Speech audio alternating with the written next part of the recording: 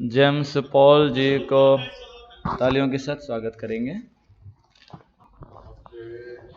नमस्ते। मैं ओमान से आप सबों का अभिवादन करता हूं। नमस्कार सभी को।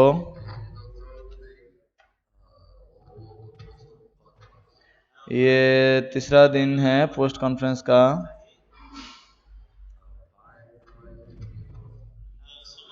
समय बहुत जल्दी चला जा रहा है।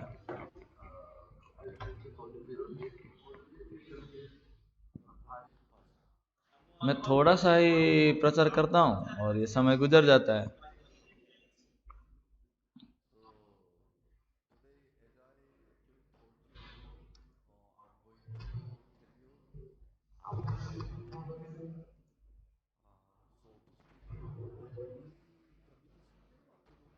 मैं जैसा बोल रहा था कि हम नए सिरे से जन्म होने के बाद अगर हम पाप करते हैं तो क्या किया जाए।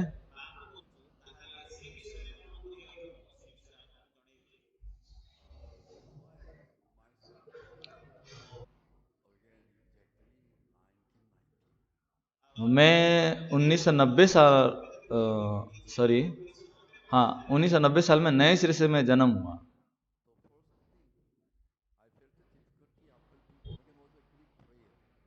और पुनर्जन्म होने के बाद जो मुश्किल बात को जो अनुभव किया है वो है प्रार्थना।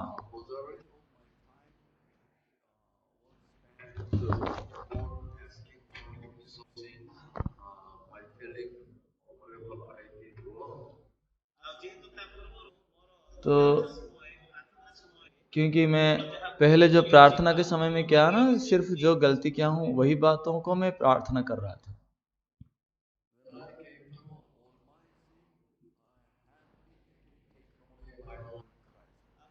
और मैं जब जान पाया कि मेरा सारे पाप मसीह ले गया है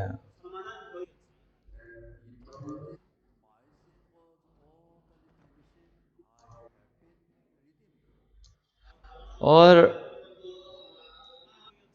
मैं जान पाया कि अनंत काल के लिए मेरा सारे पाप खत्म हो गया है।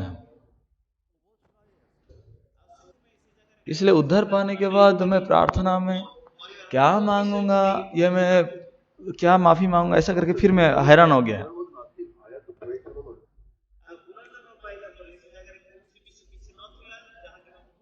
और मेरे पास उद्धार पाने के बाद ऐसा कुछ नहीं था जिस प्रार्थना में मैं माफी मांगने के लिए कुछ बाकी नहीं रहा।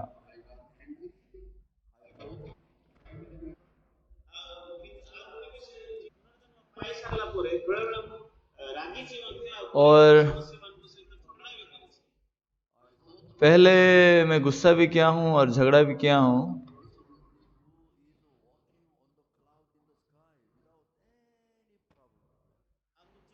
और मैं पुनर्जन्म पाने के बाद मुझे ऐसा लग रहा था कि मैं बादलों में बिना समस्या के साथ जीऊंगा, ऐसा लग रहा था।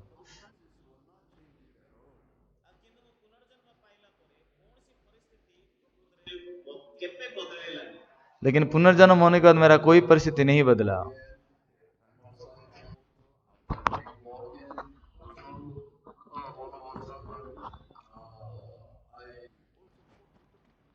पुनर्जन्म होने से पहले भी मैं झगड़ा कर रहा था, पुनर्जन्म होने के बाद भी मैं झगड़ा कर रहा था।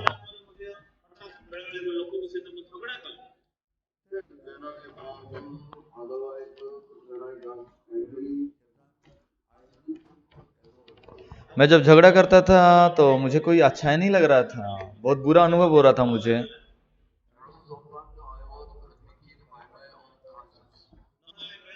और ऐसा मुझे भी अपने विवेक के द्वारा मैं पकड़े जाके बहुत कष्ट पा रहा था।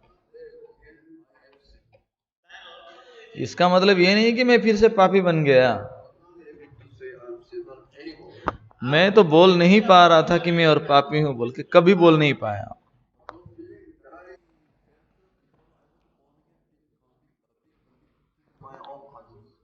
लेकिन मैं जो पुनर्जन्म होने के बाद मेरा विवेक में जो पकड़े जा रहा था वो खत्म नहीं हो रहा था।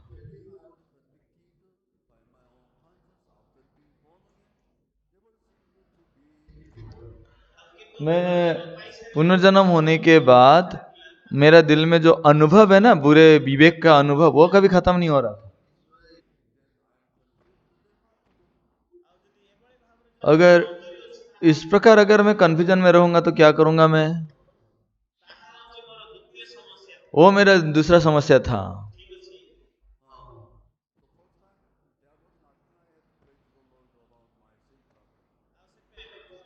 और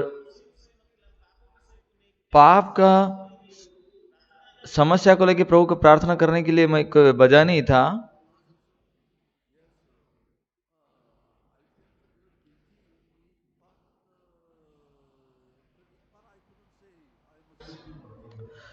मैं दूसरा बात यह था कि मैं दोष अनुभव तो कर रहा था, लेकिन कभी मैं अपने आप को पापी नहीं बोल पा रहा था। तो इस प्रकार अंधकार मन से मैं कैसे पवित्र आत्मा के द्वारा चलाया जा सकता था?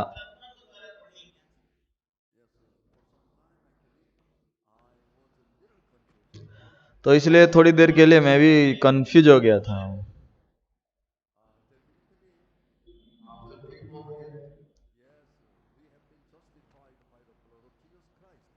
निश्चित रूप से हम पुनर्जन्म होने के बाद यीशु मसीह के लोग के द्वारा धर्मी ठहराए गए हैं।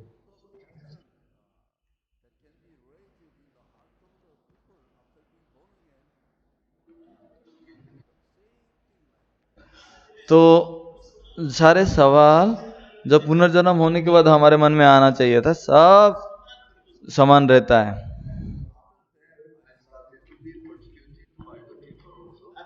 उसके बाद मैं लोगों के द्वारा सताया भी गया।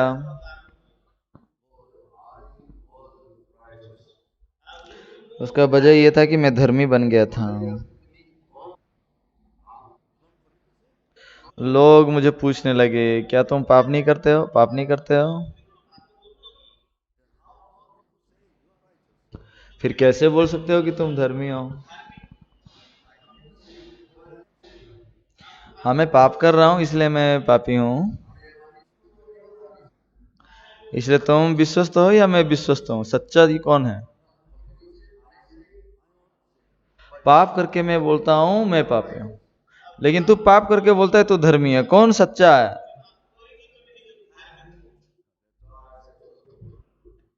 इसलिए मैं लोगों को बोला, मैं बोला मेरे कर्मों से मैं नए सिरे से जन्म नहीं हुआ हूँ, यीशु के वचनों के द्वारा।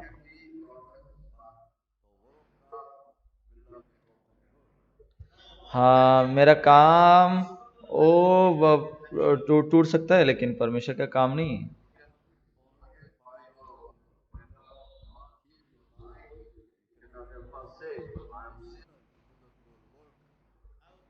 और तुम अपनी कामों के द्वारा कभी धर्मी नहीं ठहर सकते हो। इसलिए मरने दिन तक तुम कभी नए सिरे से जन्म नहीं हो सकते और ना बोल सकते हो कि तुम धर्मी हो।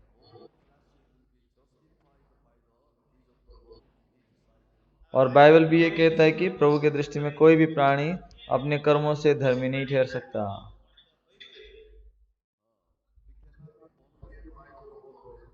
और हम मनुष्य के कामों से कभी पुनर्जन्म नहीं हो सकते।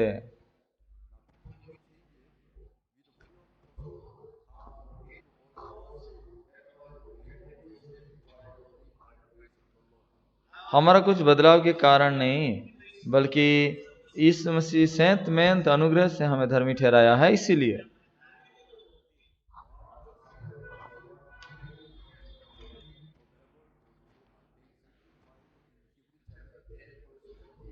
तो फिर परमेश्वर क्यों कहा इब्रानियों 10:14 में कि वो एक ही चढ़ावे के द्वारा जिन्हें जो पवित्र किए जाते हैं सर्वदा के लिए सिद्ध कर दिया है?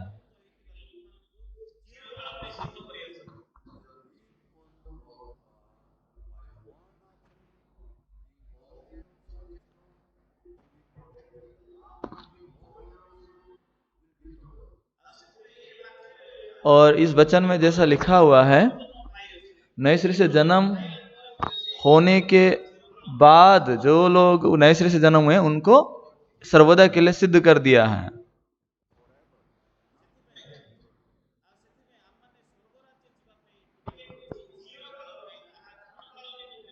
और हमारा स्वर्ग राज्य जाने का जो टिकट है अल्प स्थायी नहीं है, अल्प समय के लिए नहीं है, सर्वदा के लिए। तो इसलिए नए से जन्म होने के बाद भी वहां अनेक विवाद भी हो सकते हैं।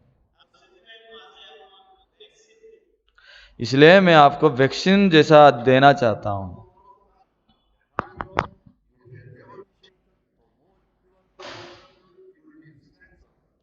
तो आप वचन को जब पाएंगे तो आप कभी टलेंगे नहीं, और जितना आपका सवाल है किया जाएगा आप उतना मजबूत हो जाएंगे।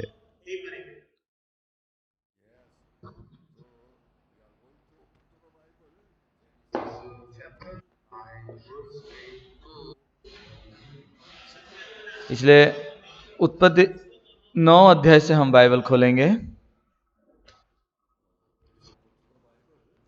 जरा बाइबल खोलेंगे।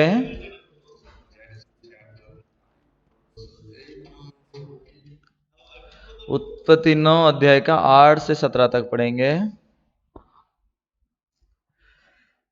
फिर परमेश्वर ने नूह और उसके पुत्रों से कहा, सुनो, मैं तुम्हारे साथ और तुम्हारे पश्चात जो तुम्हारे वंश होगा उसके साथ भी वाचा बांधता हूँ, और सब जीवित प्राणियों से भी जो तुम्हारे संग है, क्या पक्षी, क्या घरेलू पशु, क्या पृथ्वी के सब बनेले पशु, पृथ्वी के जितने जीव जंतु जहाज से निकले हैं।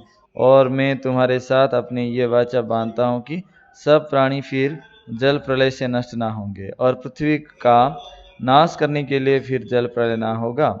फिर परमेश्वर ने कहा, जो वाचा मैं तुम्हारे साथ और जितने जीवित प्राणी तुम्हारे संग हैं उन सब के साथ भी युग युग की पीढ़ियों के लिए बांधता हूँ, उसका ये चिन्ह है। मैंने बादल में अपना धनुष रखा है, वो मेरे और पृथ्वी के बीच में वाचा का चिन्ह होगा, और जब मैं पृथ्वी पर बादल फैलाऊं तब बादल में धनुष दिखाई देगा। तब मेरी जो वाचा तुम्हारे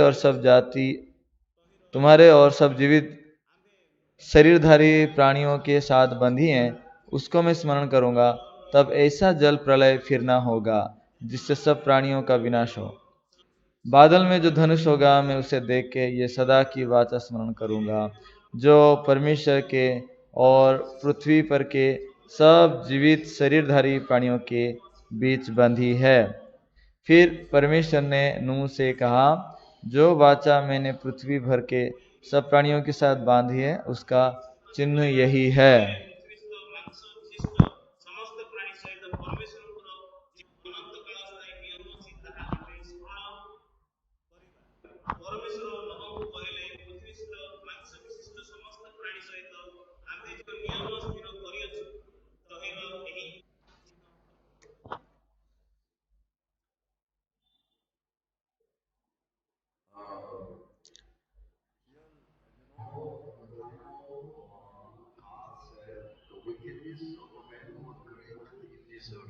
आप जैसा जानते हैं, नूह के समय में परमेश्वर ने कहा कि मनुष्य की दुष्टता अत्यंत बढ़ गई है,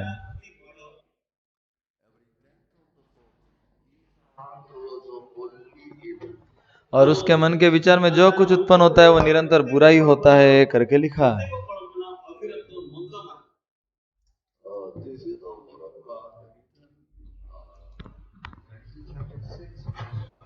और ये वचन है जो उत्पत्ति 6 का 5 में लिखा हुआ,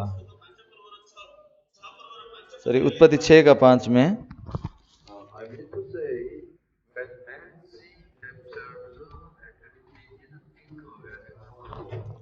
इसका मतलब है इंसान अपने आप को प्रभु जैसा देखता है, वैसा नहीं देख रहा था।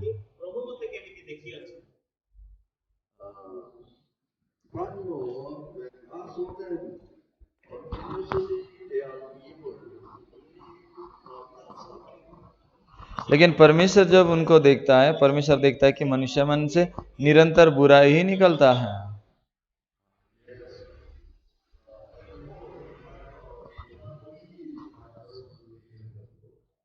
यानी कि आप जैसा जानते हैं HIV वायरस का बीमार होते हैं,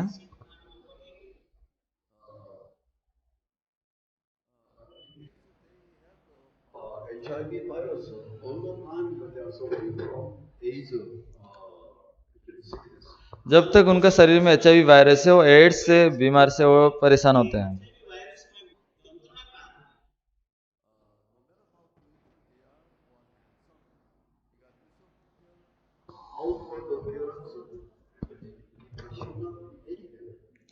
तो लोगों का जो बाहरी की सुंदरता कितना भी क्यों ना हो, उसके अनुसार वो उनको, ऐसे लोगों को शादी नहीं किया जा सकता।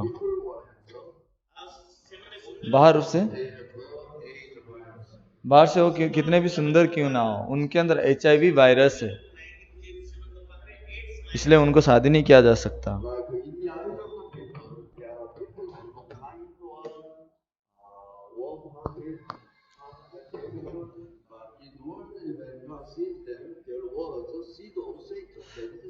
उसी उसी प्रकार इंसान बाहरी रूप से भले ही कितना नम्र, सुंदर और अच्छा व्यवहार दिखाई दे, लेकिन परमेश्वर का दृष्टि में परमेश्वर देखते हैं कि उनके अंदर पाप का बीज शैतान है, इसीलिए वो दुष्ट हैं।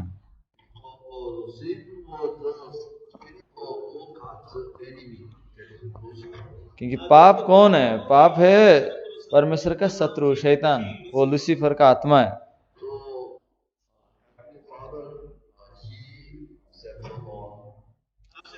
परमेश्वर ने नोहा को कहा,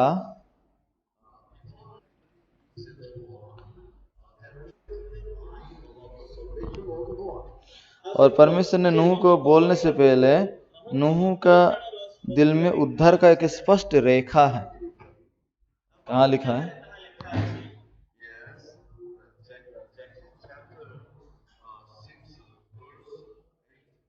उत्पत्ति 6 का 8वां आयत में लिखा है।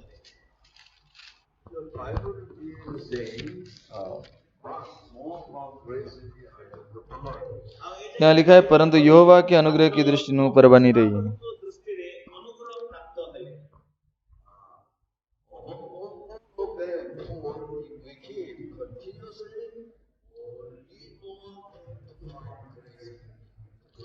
यानी कि उनमें से जितने लोग दुष्ट थे प्रभु के दृष्टि में, उन सब में से केवल नूह को अनुग्रह की दृष्टि बनी रही।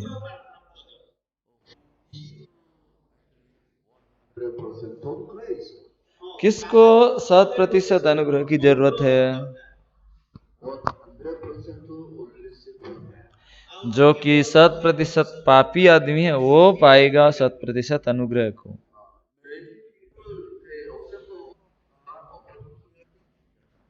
अनेक लोग उस समय अपने सोच के अनुसार वचन को ग्रहण कर रहे थे।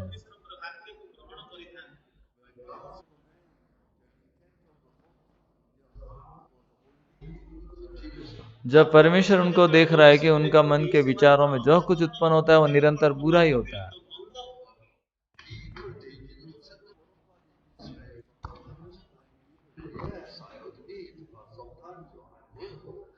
लोग कभी भी ये नहीं बोलते हैं कि मैं निरंतर बुरा हूं, वो बोलते हैं कि हाँ कभी कभी अच्छा हूं, कभी कभी बुरा हूं।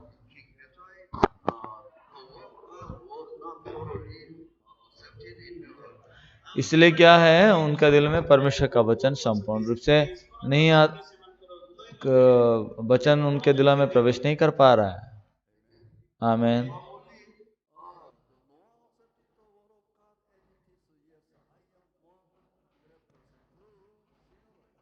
लेकिन नूह प्रभु की दृष्टि में यह ग्रहण किया था कि मैं 100% पापी हूं, मैं 100% पापी हूं करके नूह ग्रहण किया।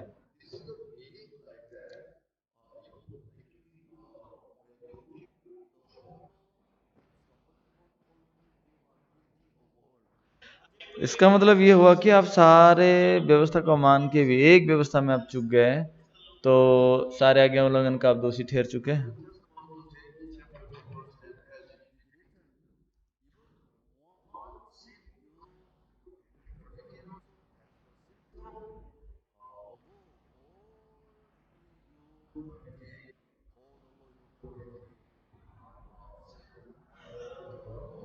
तो याकूब का 2 का 10 में जैसा लिखा हुआ है, आप सारे आज्ञा को मानकर भी एक आप पाप कर दिए तो आप सारे आज्ञा उल्लंघनकारी का दोषी ठहर चुके हैं।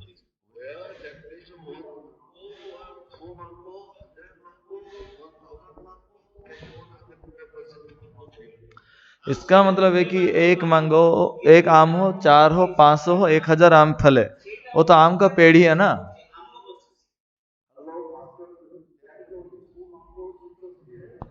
अच्छा पास्टर, वो एक पेड़ में 2 आम का आम फले हैं। वो कितना % आम का पेड़ बोलेंगे?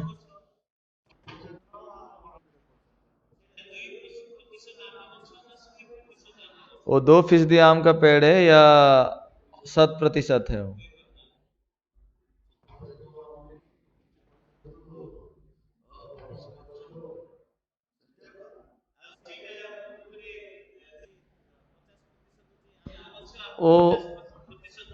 या फिर 50% आम है या 50% कटहल है क्या?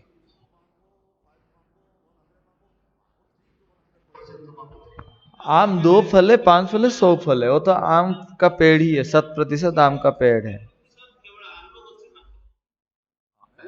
आमेन। मुंडी अगर मनुष्य का है तो उसका पांव भी मनुष्य का ही है।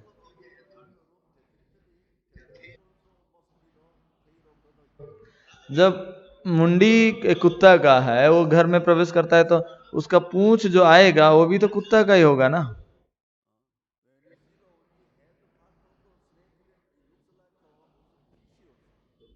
कभी कभी मुंडी को बस हम देखते हैं सांप का मुंडी, वो कभी कभी मछली का मुंडी की तरह दिखता है। हाँ कि नहीं?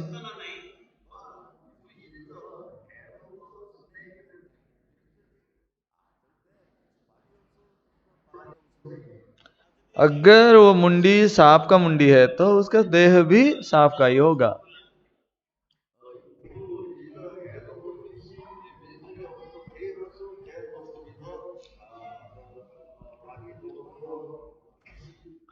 अगर मुंडी मछली का है तो पूंछ तक उसका देह भी मछली का ही होगा।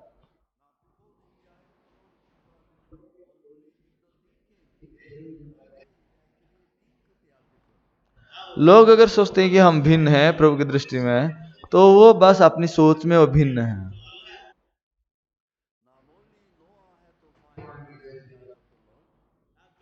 सिर्फ नूह को प्रभु की दृष्टि में अनुग्रह के मिलनी था ऐसा नहीं है।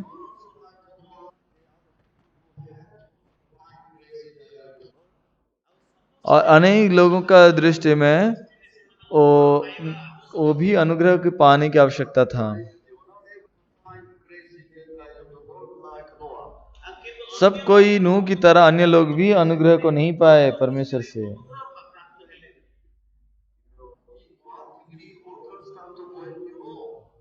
पानी कितने डिग्री सेल्सियस में उबलता है जानते हैं?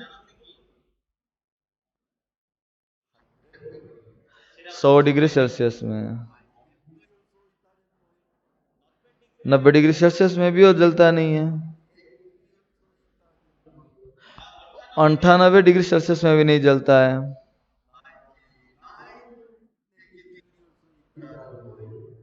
99 डिग्री सेल्सियस में भी वो नहीं उबलता है।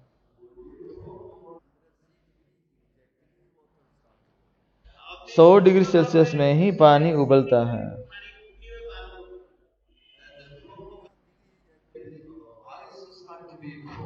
और बर्फ कितने डिग्री सेल्सियस में बर्फ बन जाता है?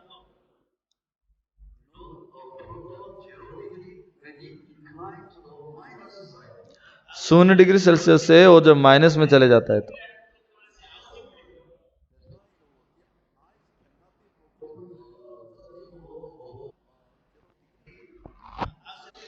इसलिए 0 डिग्री सेल्सियस के ऊपर बर्फ कभी नहीं टूट सकता।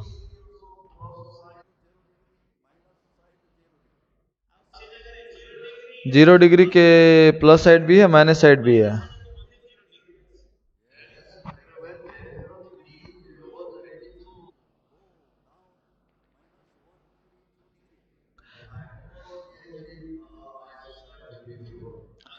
तो 0 डिग्री से -1 2 ऐसा जब जाएगा तब जाके पानी बर्फ बन जाएगा।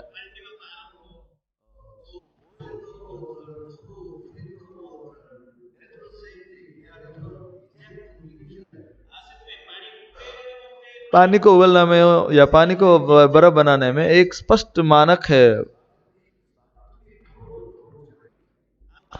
और 0 डिग्री सेल्सियस में वो बर्फ बन जाता है। और यह पानी 100 डिग्री सेल्सियस में ही उबलने लगता है।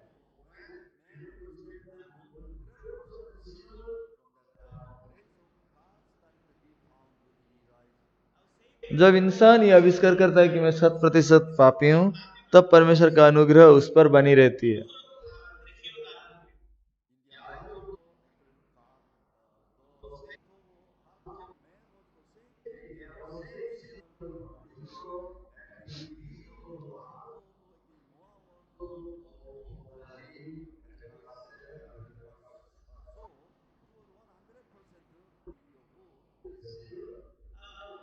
तो जैसा प्रभु की दृष्टि में सारे लोग पापी हैं, परंतु नूह वचन के अनुसार स्पष्ट रूप से अपने आप को पाया कि वो 100% पापी है।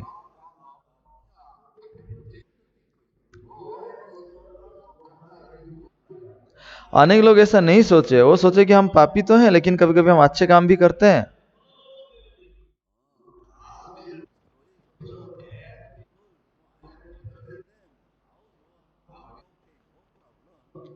तो उस समय सोच रहे थे कि आप परमेश्वर बुरे लोगों को तो मारेगा, लेकिन मैं तो उन लोगों से थोड़ा बेहतर हूं ना, मुझे कैसे प्रभु मारेगा।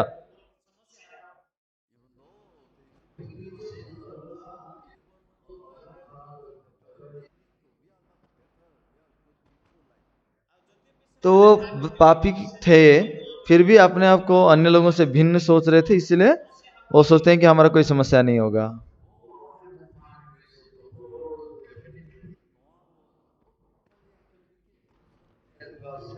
अगर नूह का प्रभु का अनुग्रह पाना है, तो उसको भी प्रभु की दृष्टि में संपूर्ण रूप से दुष्ट के रूप में आविष्कार करने की आवश्यकता है।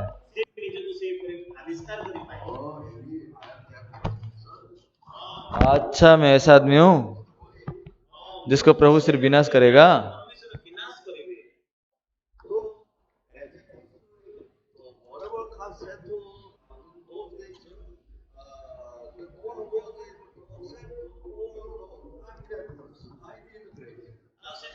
तो जैसा परमेश्वर उसको बोले थे, उस प्रकार नूह भी आविष्कार किया कि हाँ प्रभु, मैं तो ये संपूर्ण पापी हूँ, मुझे बस अनुग्रह की जरूरत है।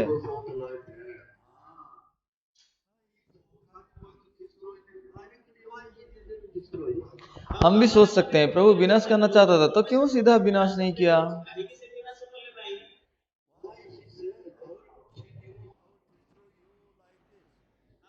फिर वो क्यों पहले ये बोला कि मैं विनाश करूंगा, सबको मार दूंगा।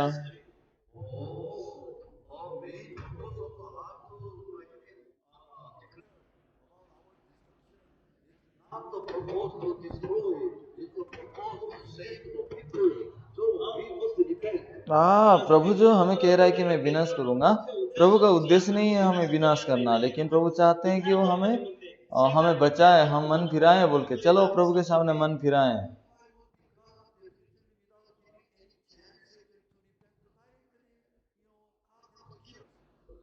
हाँ, अगर मैं प्रभु होता, मारना चाहता तो सीधा मैं मार देता, बिना मौका दिए हुए।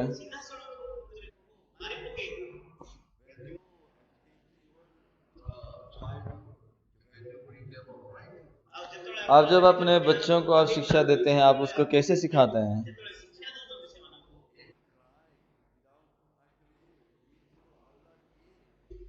वो ऐसा रोते हैं ना, मैं मांस के बिना नहीं खाऊंगा करके बच्चे रोते हैं ना।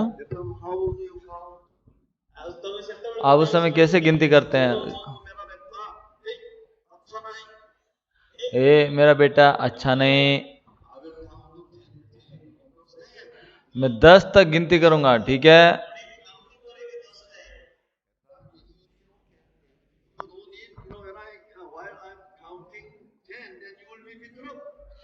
तब 10 तक गिनती करने समय अगर नहीं खाएगा तो तुझे मिलेगा, और तुम्हारा खाने का थैली भी हटा देंगे। 1 2 3 4 5 6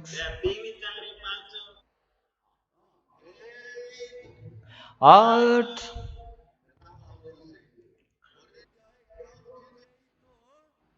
तब आप क्या बोलते हैं? ए मैं 8 तक गिनती कर लिया हूं, है ना?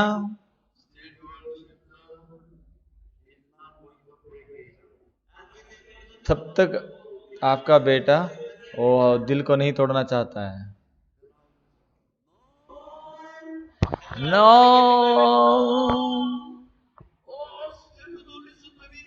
क्या क्या तू अब तक नहीं सुनता है? 9:30।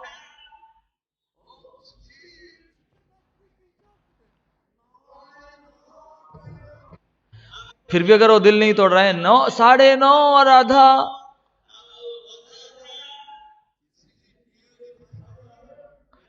ये सच में अंत आधा है। सच में ये लास्ट गिनती है, 9:30 और आधा और आधा। यानी कि मैं तुम्हें मारने से पहले तू खा ले। बच्चे को माँ बाप मारना नहीं चाहते हैं,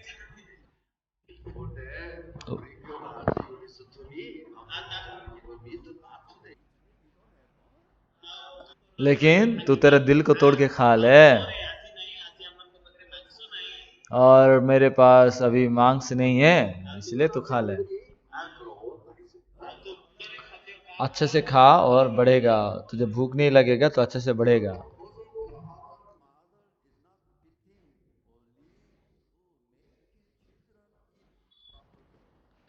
माँ बाप उसको बच्चों को मारने का उद्देश्य नहीं रखे हैं, बल्कि वो चाहते हैं कि अपने बच्चे ठीक से खाएं बोल के।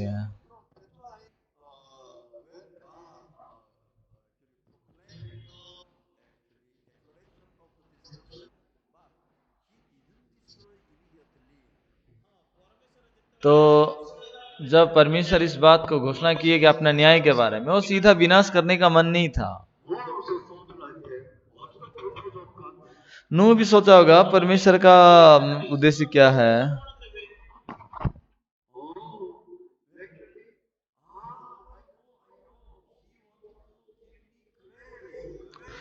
हाँ हाँ, मैं जानता हूं वो मुझे अनुग्रह देना चाहता है।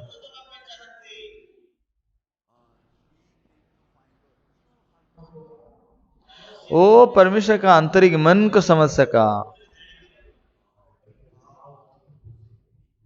प्रभु मुझे बचाना चाहता है।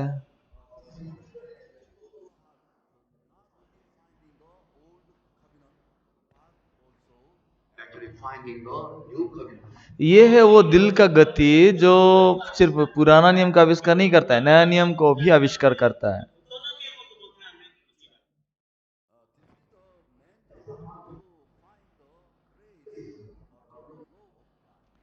यह मनुष्य का मन है जो व्यवस्था में परमेश्वर का अनुग्रह को पाता है।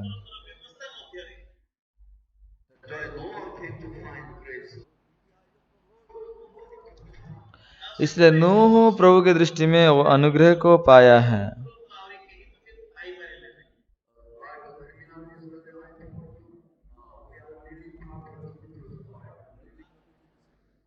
और कल भी जैसा अपराधी की इस कहानी में बता रहा था कि हम क्रूस पे क्रूसर्पित होने वाले लोग थे। हम क्रूस पे क्रूसर्पित हुए, ये उस समय हम बोल सकते हैं, हे यीशु तू जब अपने राज्य में जाएगा मुझे स्मरण करना।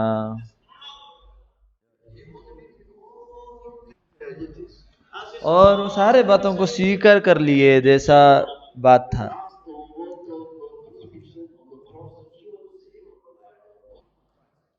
और क्रूस पे क्रूसर्पित होने के अंतिम समय में मसीह के द्वारा उद्धार को पाया।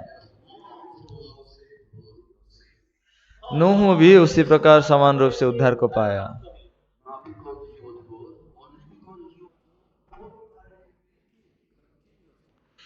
वो अच्छा था इसलिए नहीं, बल्कि संपूर्ण रूप से वो दुष्ट था इसीलिए। कौन परमेश्वर का वो धार्मिकता को पा सकता है? जो, जो व्यक्ति के पास कोई परमेश्वर का धार्मिकता नहीं है, वो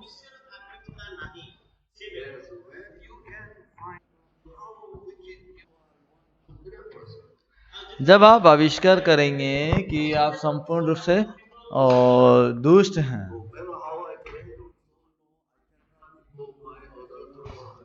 मैं चाहे जितना भी प्रार्थना क्यों ना करूं, मेरे मन से मैं बेविचार मन को निकाल नहीं सकता।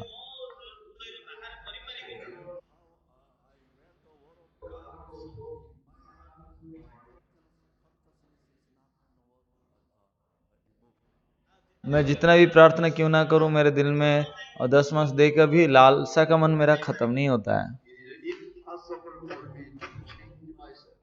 ये मेरे लिए असंभव है, मेरा मन को बदलना, अपने आप को बदलना। मैं 100% असफल व्यक्ति हूँ।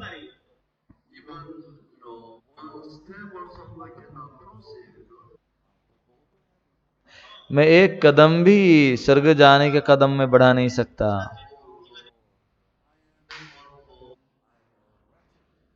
हे प्रभु, मैं अशुद्ध हूँ, मैं दुर्भाग्य मनुष्य हूँ।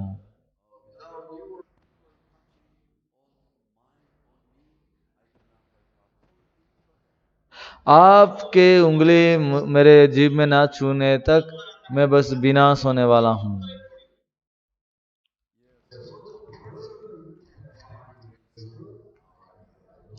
ऐसे व्यक्ति परमेश्वर के दृष्टि में अनुग्रह को पाएगा।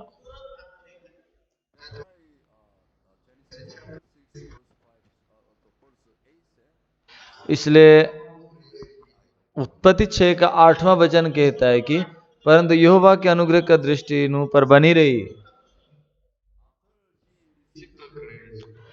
नूह ये अनुग्रह को पाने के बाद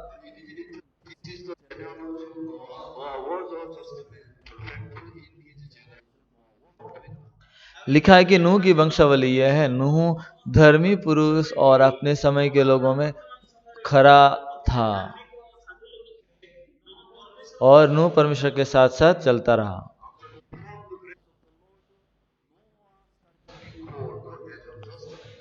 परमेश्वर का अनुग्रह नूह पाने के बाद उसको धर्मी बोल के परमेश्वर गिनते हैं।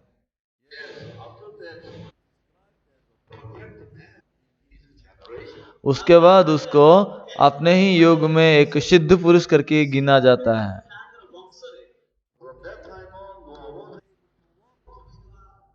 उसके बाद नूह प्रभु के साथ साथ गमन करता रहा।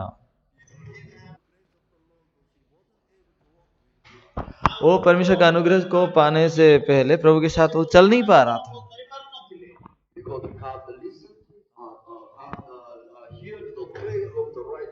क्योंकि परमेश्वर धर्मियों का प्रार्थना सुनता है। एक भी धर्मी नहीं है, कोई भी नहीं है।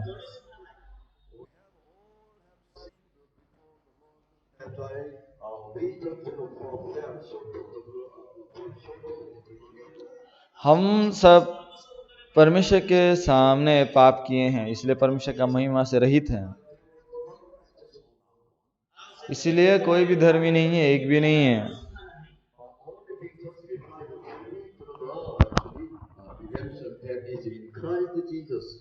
परंतु हम मसीह में जो धार्मिकता है उसके द्वारा सेंत में धर्मी ठहराए गए हैं।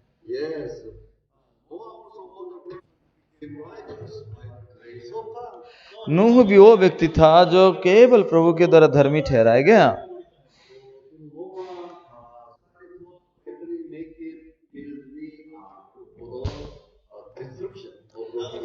और परमेश्वर नूह को एक जहाज बनाने दिया जो प्रलय के द्वारा धरती विनाश होगा उस समय के लिए।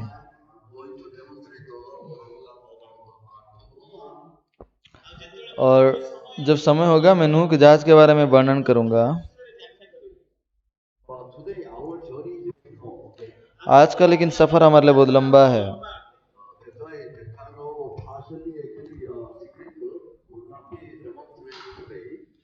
इसलिए इस प्रकार आंशिक भेद अभी वर्णन नहीं किया जा सकता।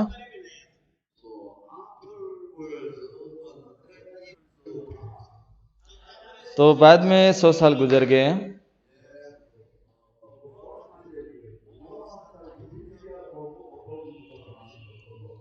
उसके बाद 100 साल तक वो जहाज को बनाता रहा।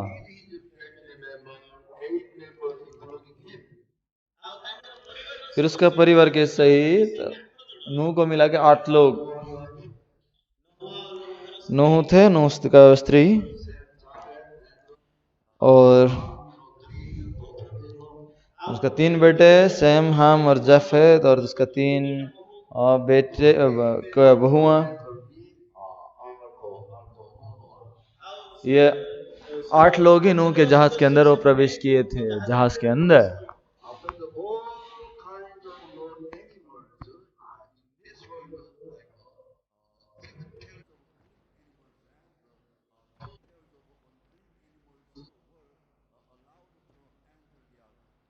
उसके बाद सारे सृष्टि में से अशुद्ध प्राणी के 2-2 जोड़ा और शुद्ध प्राणी के 7-7 जोड़ा प्राणियों को जहाज के अंदर प्रवेश करने का इजाजत दिया गया।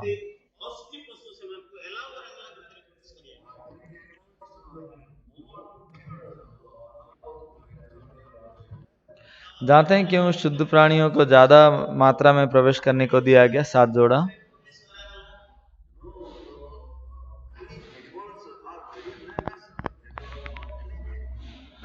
क्योंकि दुनिया में शुद्ध प्राणी बहुत कम है, अशुद्ध प्राणियों की संख्या ज्यादा है।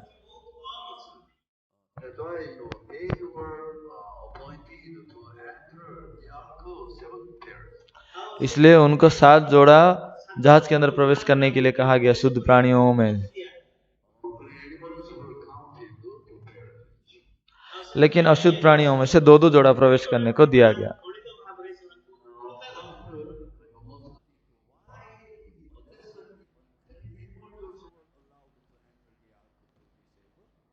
तो पास्ट लोग ये भी सोचिए कि क्यों अशुद्ध प्राणियों को जहाज के अंदर उधर पाने के लिए दिया गया।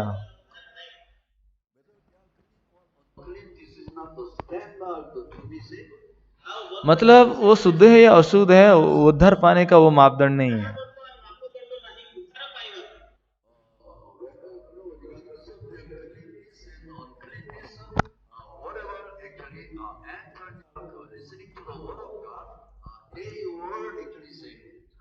चाहे शुद्ध हो या अशुद्ध हो, जो कोई भी वो परमेश्वर का वचन को सुन पा रहे, वो लोग उद्धार पाएंगे।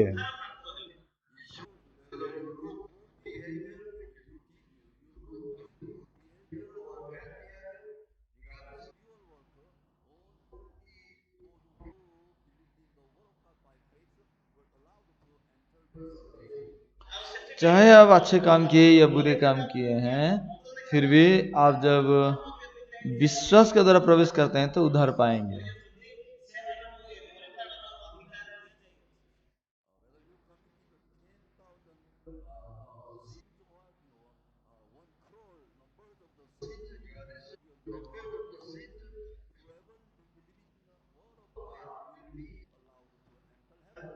भले ही आप 1000 पाप किए हैं या 10,000 पाप किए हैं, फिर भी आपका सारे पापों का संख्या के बदले में आप सिर्फ यीशु का वचन को विश्वास करने से आपको स्वर्ग राज्य मिलता है।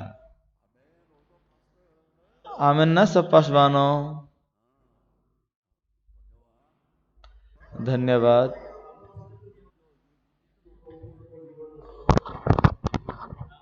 बाकी पास्टर लोग अपना वीडियो को क्यों नहीं खोले हैं?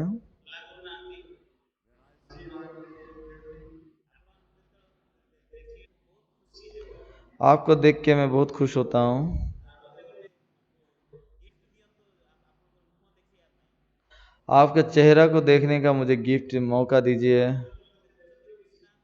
आप मुझे देख के खुश नहीं है क्या?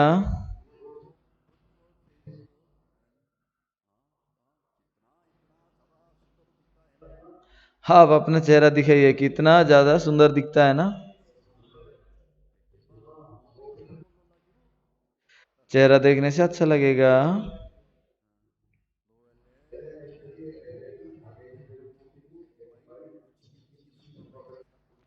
नहीं तो नहा नहीं होंगे, इसलिए चुपके चुपके सुनना चाहते हैं क्या?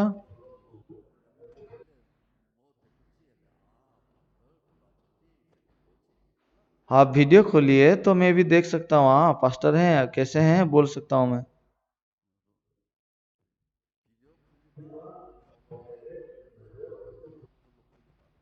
वीडियो खोलने से आपका दिल भी ज्यादा खुलता है। अभी खोल रहे हैं। तब अच्छा लगता है।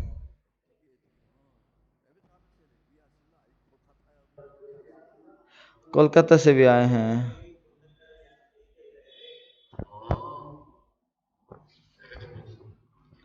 अभी दिखाई दे रहे हैं। खोलिए।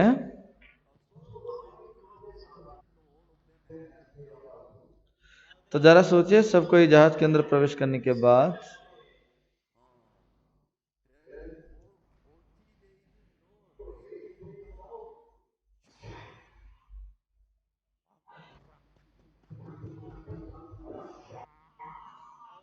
तो 40 दिन तक बारिश आया।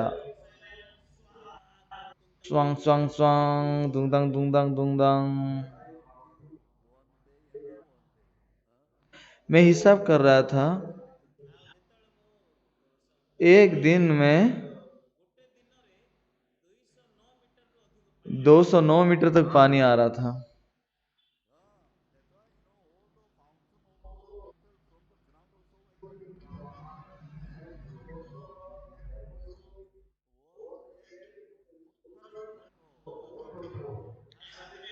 तो इतना बारिश था कि सारे धरती का जितना भी झर है सब फट गया, और आसमान के बादल सब फट गए,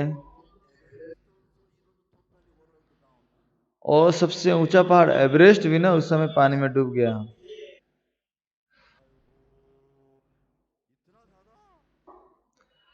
हायो, इतना ज्यादा। हाँ, निश्चित रूप से।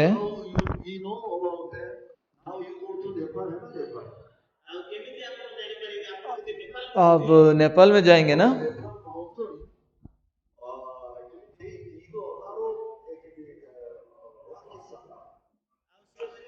वहां पे पत्थर का, वो नमक का पत्थर है उधर।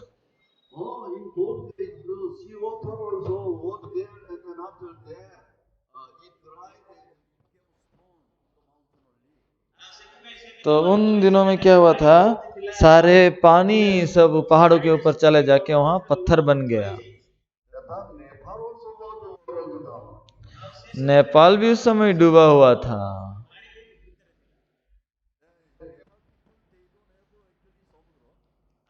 नेपाली लोगों का कोई समुंदर नहीं है।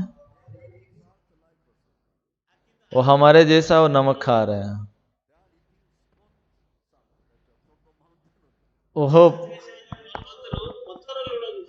वहां पे पहाड़ी नमक को खा रहे हैं। वो दर्शाता है कि ये प्रलय के द्वारा नेपाल भी डूब गया था बोल के, नूह के प्रलय में।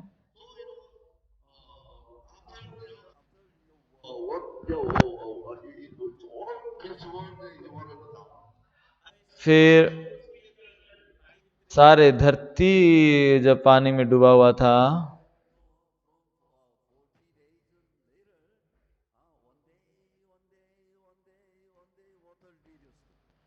तो 40 दिन के बाद एक दिन करके ये पानी घटने लगा।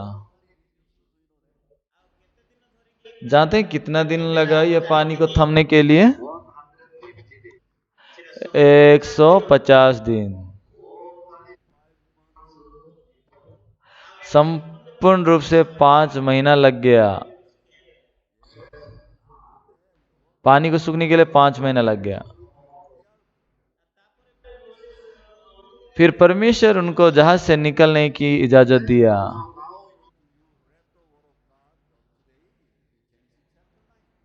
आज जो वचन को आज उत्पत्ति 9 में पढ़े हैं,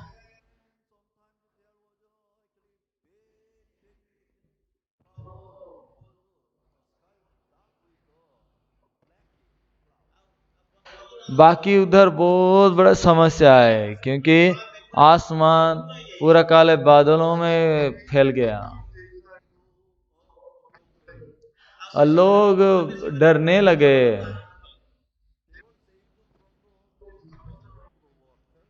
वो सब पानी का, प्रलय का विनाश के द्वारा विनाश हो गए। हाँ, फिर भी पहले से जैसा परमेश्वर में विनाश करने जा रहा है। लेकिन लोग बोलेंगे अरे आसमान को देखो, उधर बादल है, बादल है। प्रभु अगर फिर बादल से दुनिया को विनाश करेंगे तो क्या करेंगे?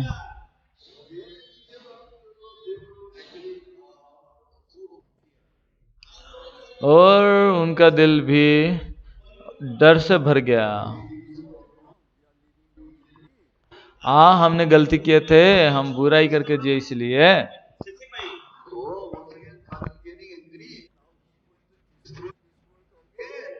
इसलिए परमेश्वर गुस्सा करके ये दुनिया को विनाश करना चाहते हैं।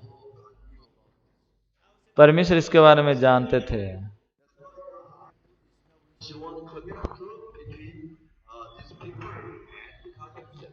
इसलिए प्रभु एक वाचा को स्थापन करना चाहते थे इन लोगों के बीच में और अपने बीच में।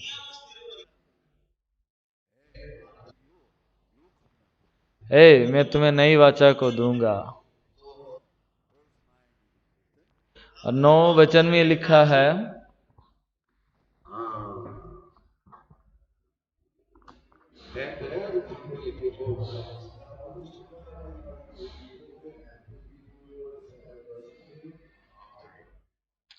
और तुम्हारे साथ मैं जो नई वाचा को स्थापन करूंगा वो ये है कि हर जीव जंतु के साथ भी मैं जो नई वाचा बांधूंगा वो ये है।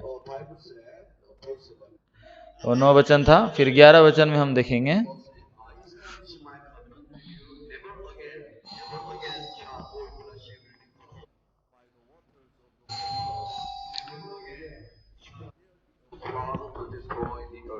फिर इधर लिखा है, मैं तुम्हारे साथ और अपनी ये वाचा जो बांधता हूँ, सब प्राणी फिर जल प्रलय से नष्ट ना होगा, और पृथ्वी का नाश करने के लिए जल प्रलय ना होगा, कभी फिर नष्ट ना होगा।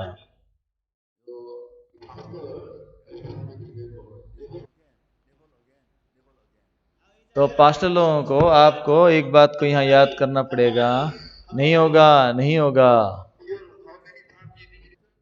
कितने बार यहाँ लिखा हुआ है नहीं होगा, नहीं होगा?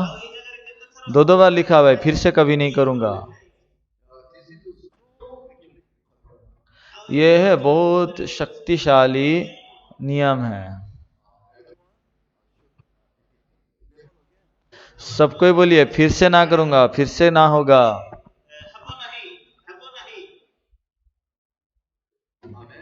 आमेन। फिर से नहीं होगा, फिर से नहीं होगा।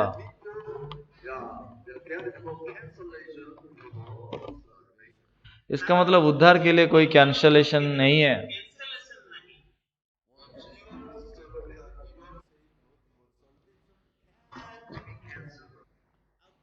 आप उद्धार पाने के बाद आपका उद्धार कभी कैंसिल नहीं होता है।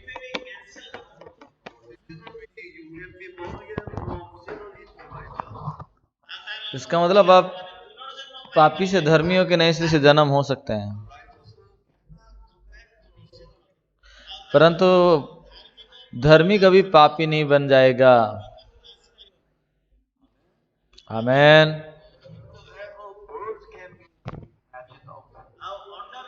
अंडे से चिड़िया निकल सकता है, लेकिन ये चिड़िया कभी अंडा फिर से नहीं बन सकता। आमीन कि नहीं? आमीन। याद रखिए, कभी फिर से नहीं होगा, फिर से कभी नहीं होगा। तो आप खुश हैं कि नहीं है?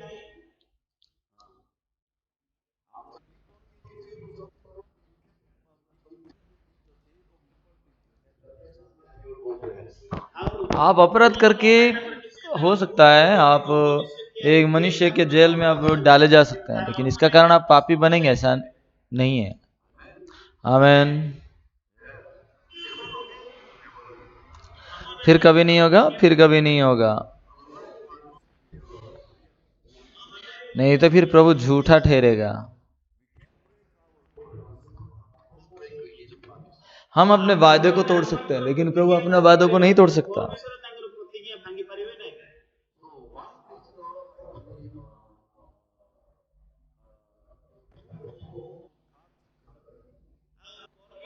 तो परमेश्वर का नियम क्या है?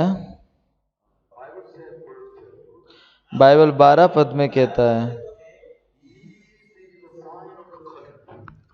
12 में लिखा है कि ये वाचा का, फिर परमेश्वर ने कहा जो वाचा मैं तुम्हारे साथ बांधूंगा तो ये चिन्ह होगा, ये चिन्ह होगा, उसका चिन्ह ये है। वो जो मैं वाचा बांधूंगा उसका चिन्ह ये ठहरेगा।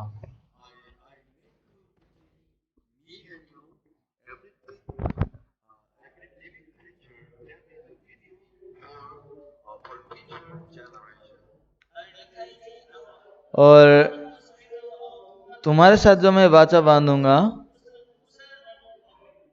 वो साल साल तक जो बांधूंगा वो ये है।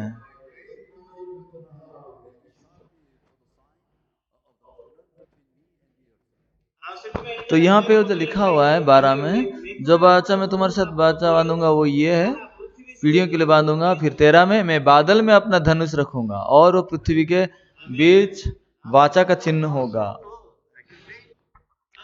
परमेश्वर यहाँ बादल में धनुष को दिया है।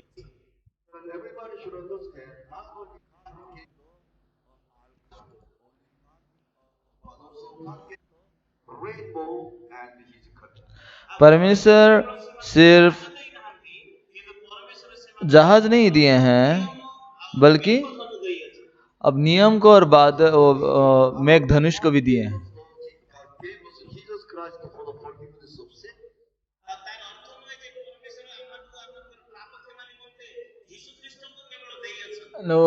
हमारे पापों की क्षमा के लिए वो यीशु को दिए हैं।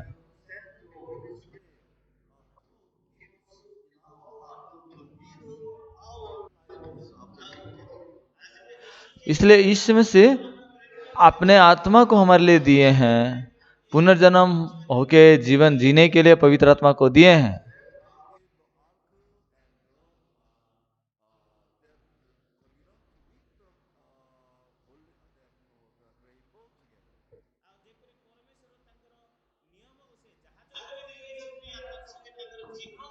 परमेश्वर हमें जहाज को भी दिए और मेघ में, वो बादल में धनुष को भी दिए हैं।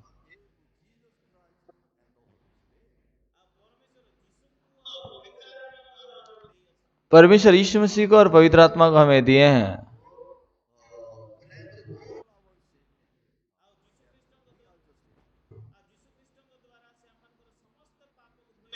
और यीशु मसीह के द्वारा वो हमारे पापों को भी धो दिए हैं, जिसके द्वारा हम धर्मी ठहराए गए हैं। और परमेश्वर जब हमें अपनी आत्मा को दे चुके हैं, और प्रेरितों का 1 अध्याय का 8 में जैसा लिखा हुआ है, प्रेरितों 1 अध्याय का 8वां वचन,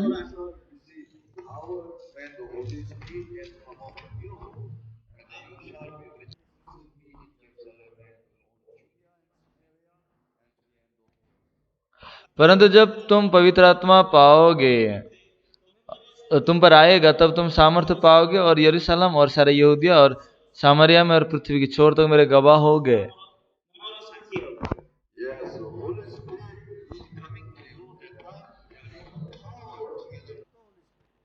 जब पवित्र आत्मा तुम पर आता है, वहां पे पवित्र आत्मा भी तुमको मिलेगा, उसका सामर्थ्य मिलेगा। और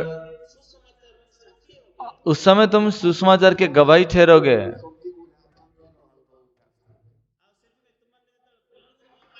और पुनर्जन्म आप पाने के बाद, नए सिरे से जन्म होने के बाद आपके दिल में कुछ तो हो रहा है।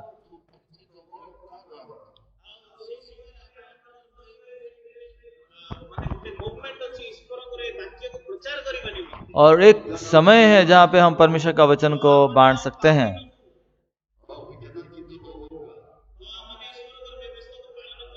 और हम व्यवस्था को मान नहीं सकते, और व्यवस्था के कर्मों से कोई प्रभु के सामने धर्मी ना ठहर सकता। इस प्रकार हमारे पाप सारे धोए गए हैं।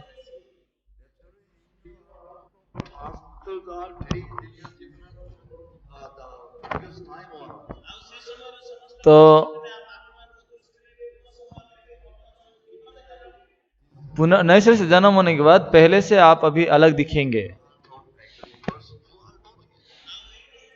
और ये एक लक्षण है कि पुनर्जन्म होने के बाद पवित्र आत्मा आपका दिल में प्रवेश किए, वो लक्षण है। आपको ऐसा अनुभव किए हैं तो हाथ उठाएंगे। अभी मेरा मन बहुत मजबूत है, स्वाभाविक रूप से मजबूत होगा। और कब आप पवित्र आत्मा पाते हैं जानते हैं?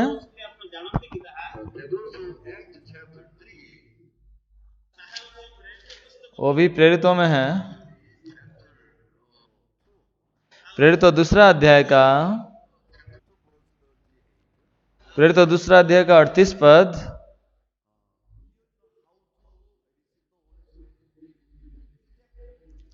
वहां भी लिखा हुआ है कैसे आप पवित्र आत्मा को पाएंगे।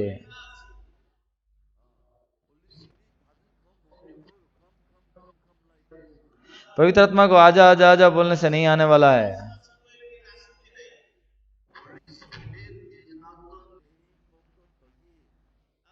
पवित्र आत्मा कोई कुत्ता का नाम नहीं है ना।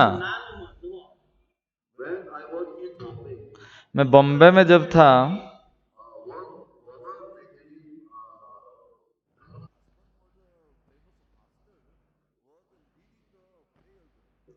एक औरत था और उसका पति एक मशहूर पास्टर था। वो प्रेयर ग्रुप को अगुवाई कर रहा था।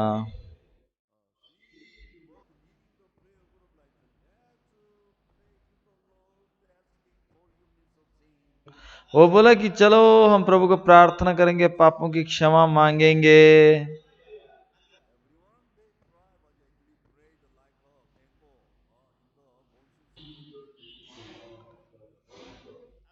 तो वहां पे कैसे दुआ सब कर रहे थे? ये बारिश के दिनों में मेंढक सब जैसा सारे बिल में रोते हैं, कदर कदर कर कर कर कर करके, उस टाइप का वो प्रार्थना में लगे रहे लोग। और सब के सब हाथ उठा के चिल्ला रहे हैं, आजा आजा आजा पवित्र आत्मा, आजा आजा आजा आजा आजा बोल के। आप कौन हो?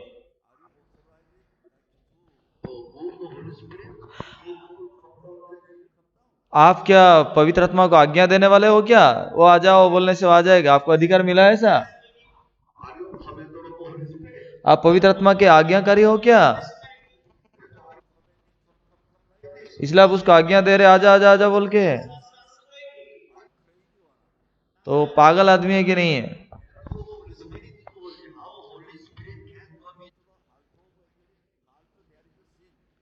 तो कैसे पवित्र आत्मा जो पवित्र है, जिसके दिल में पाप है, उसमें कैसे आ सकता है वो?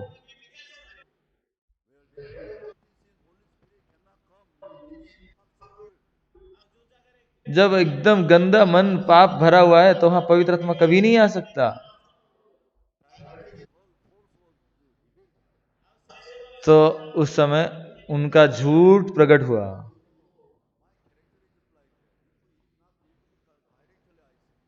और मेरा कैरेक्टर ऐसा है, जो बाइबल के अनुसार नहीं ना, मैं सीधा वहीं पे बोल देता हूं।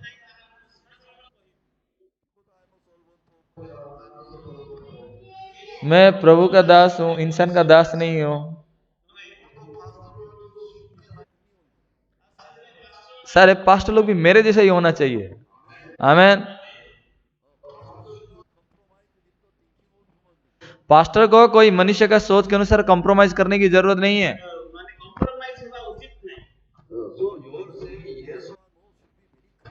आपका हाँ या ना भी बहुत स्पष्ट होना चाहिए। ना मतलब ना है, हाँ मतलब हाँ। आमीन। आप कभी कंप्रोमाइज ना करें। 38 पद आप देखिए, प्रेरित 2:38।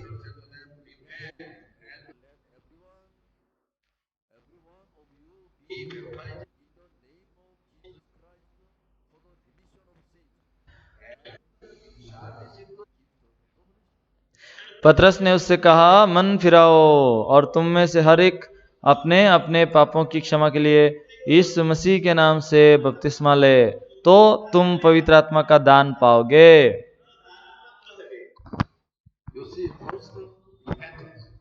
पहले मन फिरावा,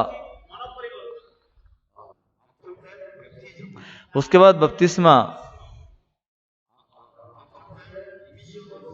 उसके बाद पापों की क्षमा, उसके बाद जाके पवित्र आत्मा मिलता है। आमीन। ये जो क्रम है ना, ये धारा सीक्वेंस है, बहुत स्पष्ट होना आवश्यक है। मन फिरावा, आपका उंगली कहाँ गया? हाथ उठाइए, पहला मन फिरावा है। उसके बाद बपतिस्मा, उसके बाद पापों की क्षमा, उसके बाद पवित्र आत्मा। आमीन।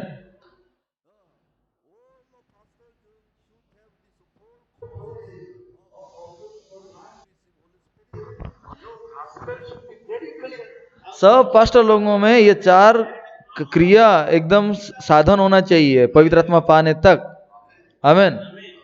Next time when I have the time about these four courses, I once again I'll demonstrate for you. तो अगले बार मैं ये चार कोर्स जो है पवित्र आत्मा का पाने के, उसके बारे में मैं बताऊंगा। Not only through Jesus Christ, actually, He was saved.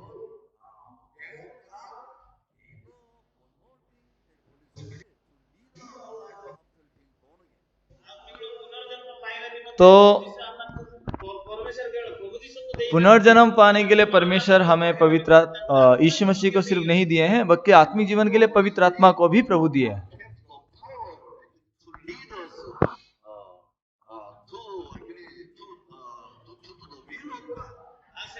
तो पवित्र आत्मा के रूप में परमेश्वर ये शक्ति को दिए हैं हमें परमेश्वर की इच्छा के अनुसार हमें चलाने के लिए।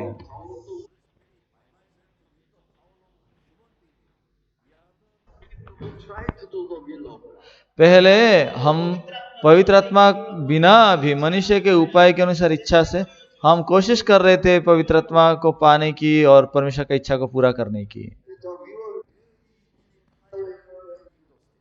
इसलिए हम भी बहुत थक गए।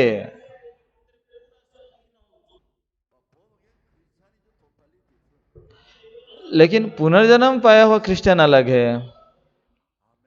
आमीन।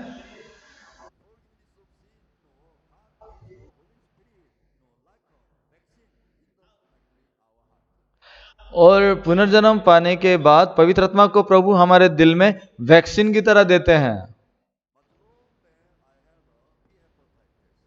लंबे साल पहले मुझे एक बार बी हेपेटाइटिस हुआ था। फिर बाद में वो हेपेटाइटिस सिरोसिस हो गया, कलेजा की बीमारी।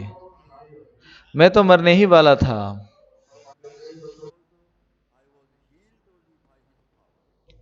और परमेश्वर का अनुग्रह से मैं चंगाई पाया। और उसके बाद मेरे शरीर में भी एंटीबॉडी है।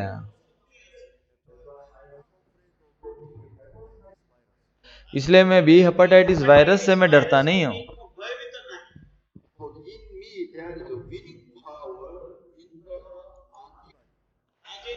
क्योंकि अभी मेरे दिल में जीतने का शक्ति है, रोग प्रतिरोधक शक्ति।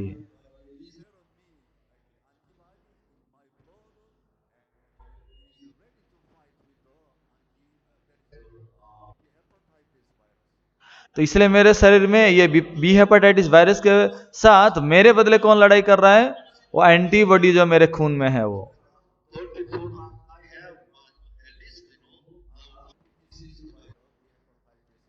इसलिए मैं कैसा खाना क्यों ना खाऊं, कम से कम मैं बी हेपेटाइटिस सिरोसिस के वायरस के द्वारा कभी बीमार नहीं बन सकता।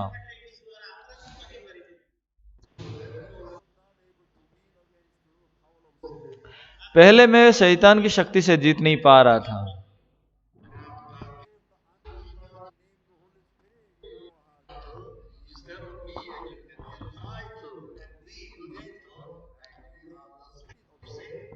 परंतु परमेश्वर मुझे पवित्र आत्मा को दिए एंटीबॉडी के रूप में, जो मेरे बदले शैतान के साथ लड़ेगा।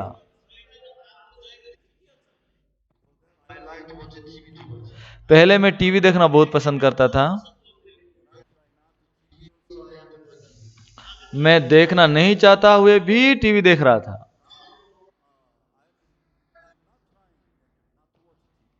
मैं अभी टीवी देखने की कोशिश ना देखने की कोशिश नहीं कर रहा हूं। मैं टीवी देखने से बाइबल पढ़ना मेरे लिए बहुत आग्रहजनक है। Yes, master in me like to watch TV and पहले मेरा मालिक जो था वो उसको पसंद था टीवी देखना, शराब पीना और अनेक काम करना। after drink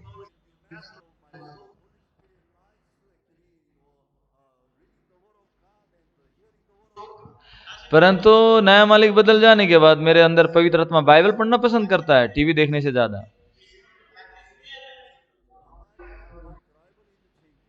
मेरे जीवन का ड्राइवर बदल गया।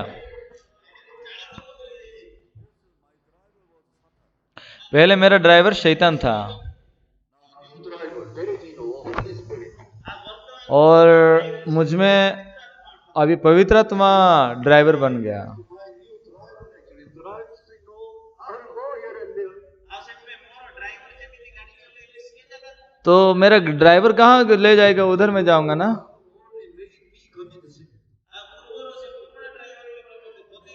पहले पुराना ड्राइवर मुझे पाप ही करने को बना रहा था, तो नया ड्राइवर मुझे ऐसे जगह ले जा रहा है जहां मैं पाप ही नहीं कर सकता। मेरा मालिक बदल गया। Just before that, you might have heard of chapter 2. तो आप लूका 10 अध्याय का भी वचन को पहले सुने होंगे।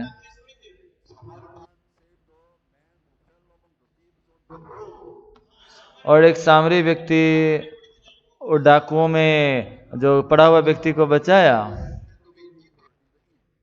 फिर उसको सराय के मालिक के हाथ में दे दिया।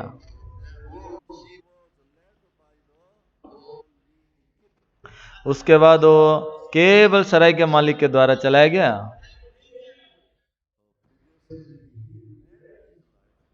पहले वो अपने जीवन को चला रहा था,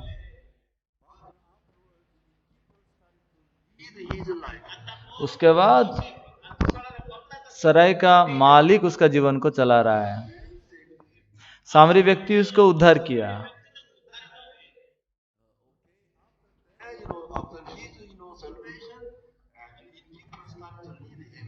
फिर उसके बाद उद्धार के बाद सराय का मालिक उसको चलाता है। आमीन।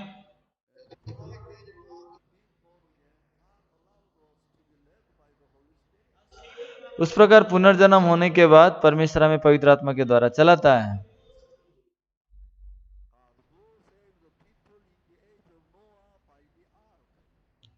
जो परमेश्वर नूह को जहाज के द्वारा उद्धार किया,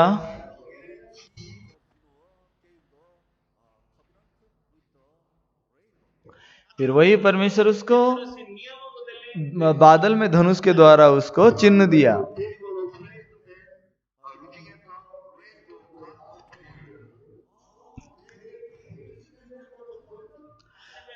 फिर से प्रलय के बाद जब बादल में धनुष आएगा तो परमेश्वर का वो वाचा को फिर याद करते हैं। लोग बोलते हैं मैं काला बादल से डरता हूं,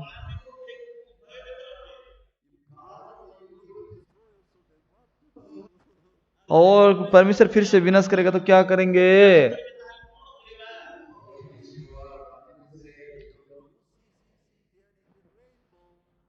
क्या प्रभु ने ऐसा नहीं कहा था? क्या देखो वहां बादल है,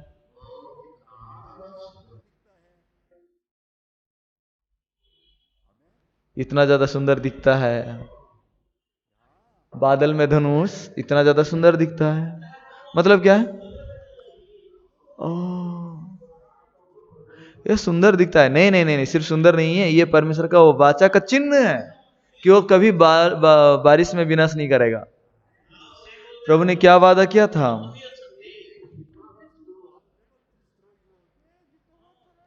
प्रभु ने वादा किया था कि मैं बादलों में वर्षा के द्वारा कभी मैं विनाश नहीं करूंगा।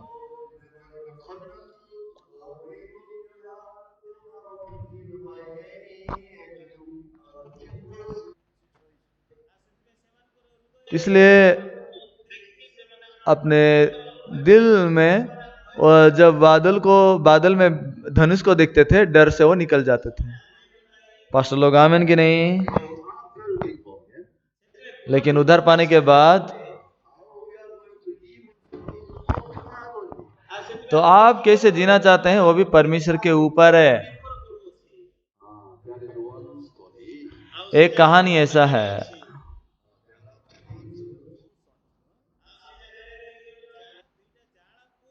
एक बार जुड़वा थे। ये जुड़वा बहुत अच्छे से बढ़े हैं। एक बार ये दूसरा लड़का पिताजी का घर से दूर चला गया। 4-5 साल तक कभी दिखाई नहीं दिया। क्या हुआ है, क्या हुआ है? तब एक दिन अपने घर में लौट के आ रहा है। ए भाई, ए भाई, ए भाई, बहुत बड़ा समस्या हो गया, दरवाजा खोल।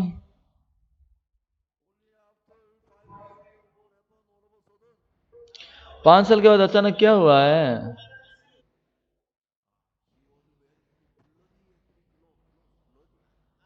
वो तो एकदम खून से लथपथा एक ड्रेस पहना हुआ था।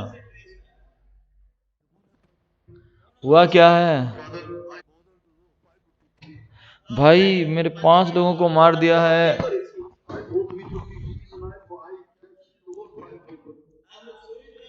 मैं चाकू लेके 5 लोगों को मार दिया।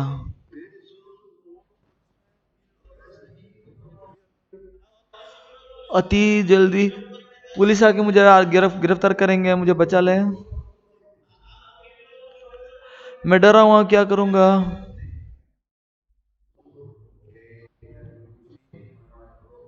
ठीक है, तू जा, मेरा ड्रेस बदल ले।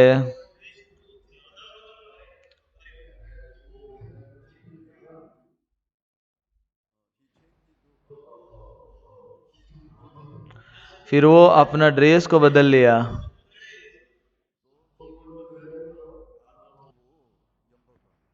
वो छोटे भाई का ड्रेस को वो पहना हुआ है। फिर ये छोटे भाई वो बड़े भैया का ड्रेस को बद पहना, और अचानक पुलिस आ गया। पुलिस किसको अरेस्ट करेगा अभी? छोटे भाई को या बड़े भाई को?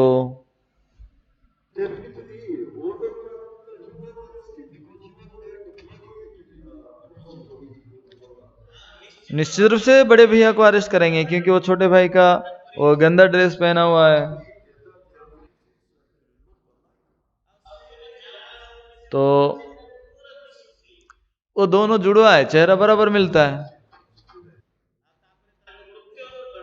फिर उनको मृत्यु दंड मिले। फिर बाद में उनको मौका मिला था एक बार अपने आप को मिलने के लिए, और उस दिन उसको मृत्युदंड मिलने का समय था। छोटा भाई बहुत उदास हुआ था। मेरे भैया, मैं माफ कर दो मुझे, मेरे कारण तुम आज मारे जा रहे हो।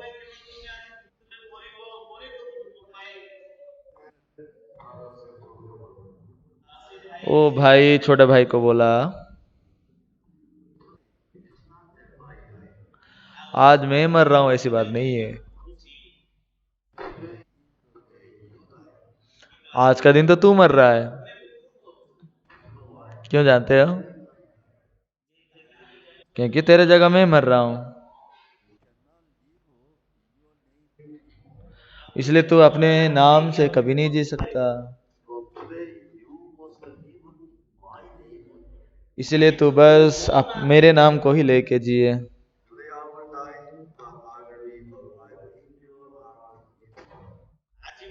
और मैं तुम्हारे दिल में अनंत काल के लिए जिंदा रहूंगा। तो तू अनंत काल के लिए मेरे लिए जिएगा। मैं तुम में जीवित रहूंगा। आमेन, हालेलुया।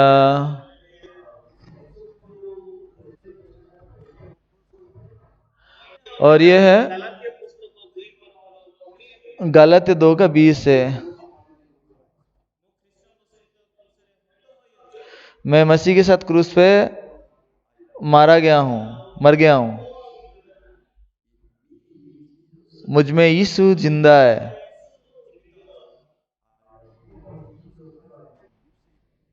और मैं यीशु में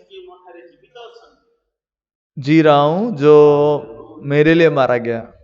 हालेलुया, हालेलुया, आमेन, आमेन। सारे पास्टर्स,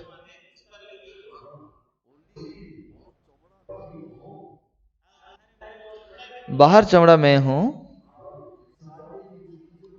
अंदर तो यीशु है।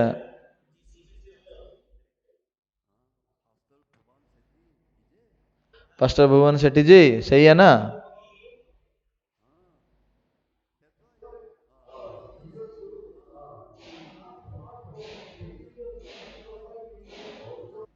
इसमें से आपसे दूर नहीं है, वो आपके करीबी हैं। आमेन। सोनू रायपुर, समझ रहे हैं? कई बार तुम्हें देखा हूं।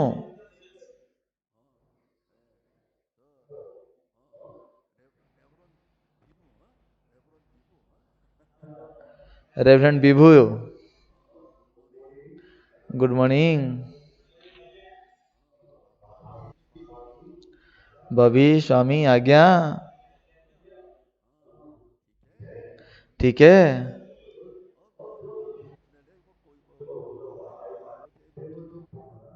आप वीडियो ऑफ किए हैं तो मैं सबके साथ बात नहीं कर पा रहा हूं।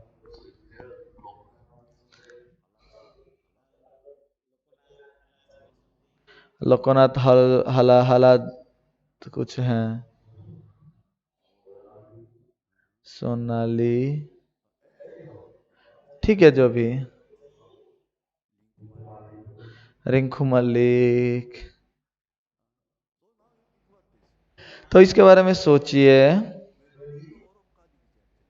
जब आप परमेश्वर का वचन को स्पष्ट रूप से सुनते हैं, पढ़ते हैं, परमेश्वर सिर्फ उद्धार को नहीं दिया है,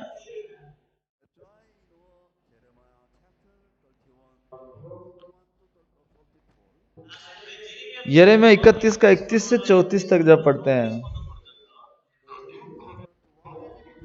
नया नियम में क्या लिखा है?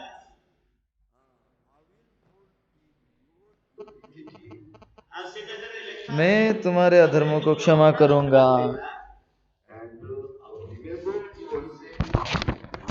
और तुम्हारे पापों को फिर कभी स्मरण ना करूंगा।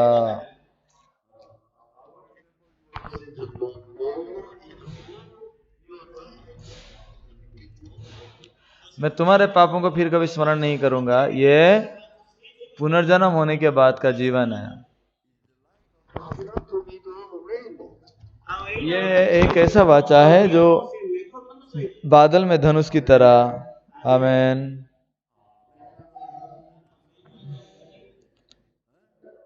आमेन कि नहीं पास्टर्स? अभी अमेजिंग ग्रेस, ये प्रभु का अमेजिंग ग्रेस है, आश्चर्य अनुग्रह। तो अनेक वचन है जिसको हमें दिन भर सीखना चाहिए। आज आधा बोलना भी मुश्किल है।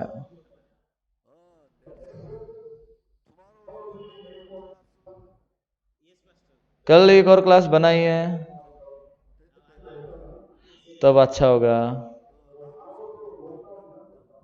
अभी तो लॉकडाउन है।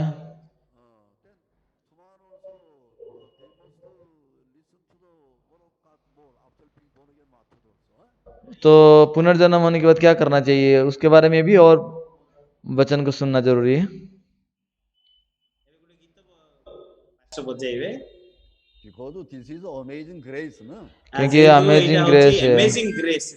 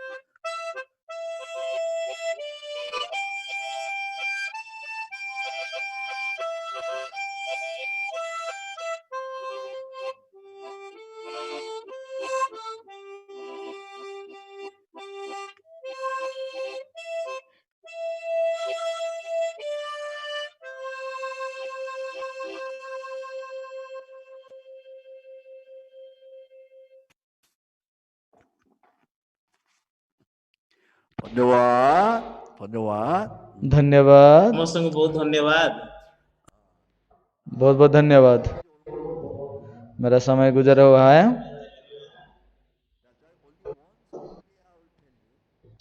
इसलिए बस एक छोटा सा कहानी मैं बताऊंगा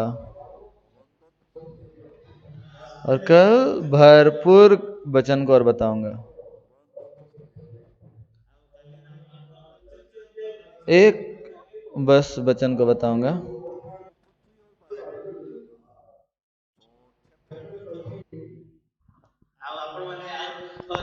अब यूहन्ना 13 अध्याय खोलिए। यूहन्ना 13 अध्याय।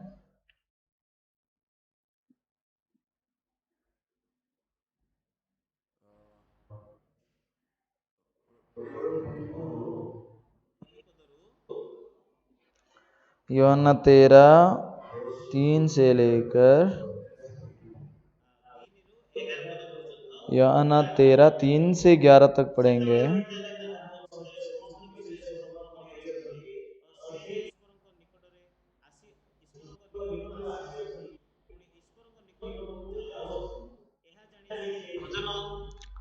यीशु ने यह जानकर कि सब कुछ मेरे हाथ में कर दिया गया है और मैं परमेश्वर के पास आ रहा हूँ और परमेश्वर के पास जाता हूँ, भोजन पर से उठकर अपने कपड़े उतार दिए और अंगोछा लेकर अपनी कमर बांधी। तब बर्तन में पानी भरकर चेलों के पांव धोने और जिस अंगोछे से उसकी कमर बांधी थी उस पोंछने लगा। तब शैमन पतरस के पास आया। तब उसने उससे कहा, हे प्रभु, क्या तू मेरे पांव धोता है? यीशु ने उसको उत्तर दिया कि जो मैं करता हूँ तू अब नहीं जानता, परंतु मुझके इसके बाद तुम समझोगे।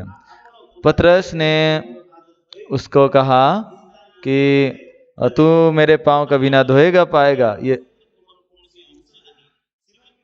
फिर उसने कहा, यदि मैं तुझे ना धोऊं तो मेरे साथ तेरे कुछ भी साझा नहीं। शैमन पतरस ने उससे कहा, हे प्रभु, तो मेरे पांव ही नहीं वरन हाथ और सिर भी धो दे।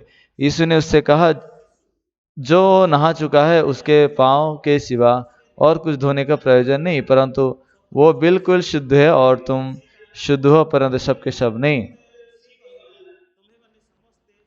वो तो अपने पकड़ने वाला। हाँ, 10 तक फिर गया।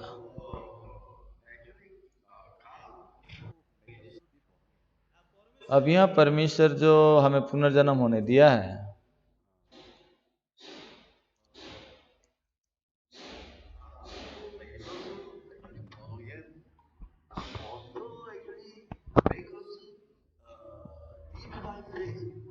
तो जो परमेश्वर हमें पुनर्जन्म होने दिया है वो भी हमें विश्वास के जीवन में जीने देना चाहिए।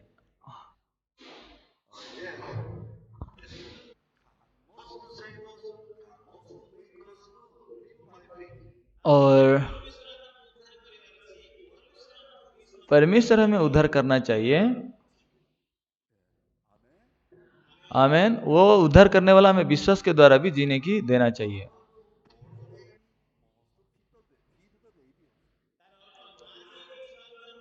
और जो माँ अपने बच्चे को जन्म दिया है वो भी उसको खाना खिलाएगी। और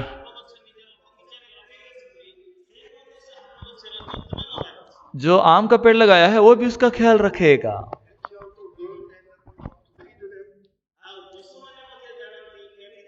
और जो चिड़िया अंडा दिया है वही उसको सहने लगेगी।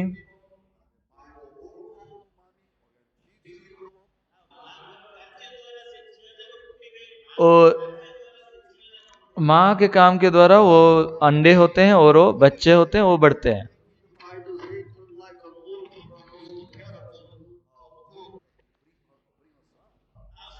और हम लंबे समय से शैतान का गलत शिक्षा को पाए और हम अनाथ की तरह हम अपने ही खुद परिश्रम करके बढ़ रहे थे। तो इस प्रकार एक सोच, एक मजबूत सोच डाला था कि हमें तो कुछ करना चाहिए ना। वहाँ हमें नए सिरे से जन्म हुए क्रिश्चियन लोगों के लिए कुछ करने की अभी बाकी नहीं है। पुनर्जन्म होने के बाद परमेश्वर आपको स्वाभाविक रूप से समृद्धिशाली बनाएगा।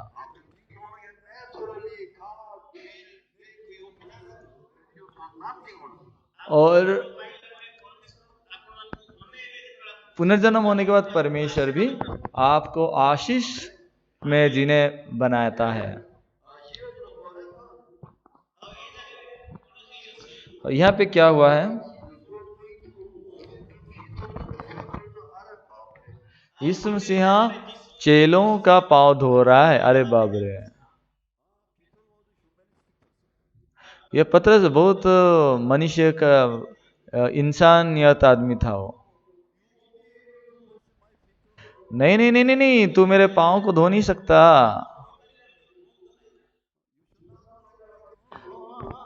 तुम्हें ऐसा नहीं करना चाहिए ना।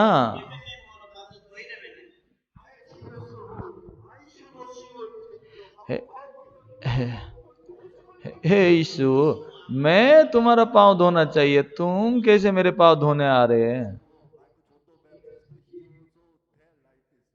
वो बपतिस्मा यूहन्ना की तरह ये भी ऐसी बात कर रहा है ना। बपतिस्मा तो एकदम उल्टा पुल्टा हो गया। अभी पतरस भी ऐसा कर रहा है।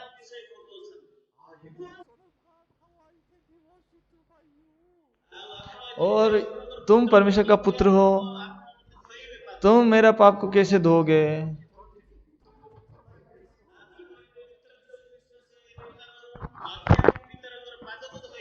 तो कैसे परमेश्वर का बेटा होके मेरा पांव को धोएंगे?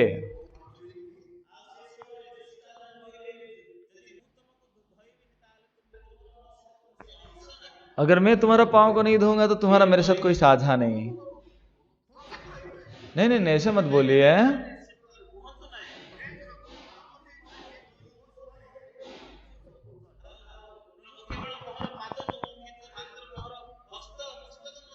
और आप सिर्फ मेरे पांव को ना धोएंगे, मेरा माथे को भी, हाथ पैर सब कुछ आप धोएंगे।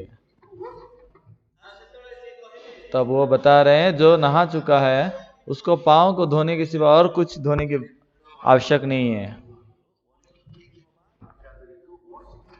यहाँ दो भाग है, एक तो और नहाना और एक तो पाँव को धोना। कौन सा पहले और कौन सा दूसरे में? नहाना पहले है या पाँव का धोना पहले है?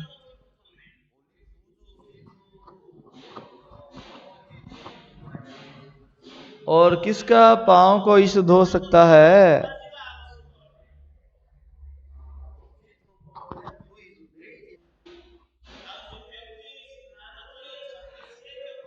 जो व्यक्ति नहा चुका है उसका पाँव धोया जाएगा। मतलब जो नहलाया गया है उसका धोया जाएगा। बाइबल में दो प्रकार लोग हैं। कुछ लोग हैं जो नहाए हैं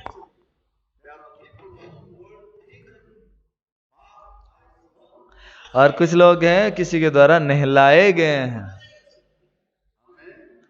आमीन। यहाँ नहलाया जाना मतलब पाप धोया जाना। आमीन। इसका मतलब हमारा पाप यीशु मसीह के द्वारा धोया गया है।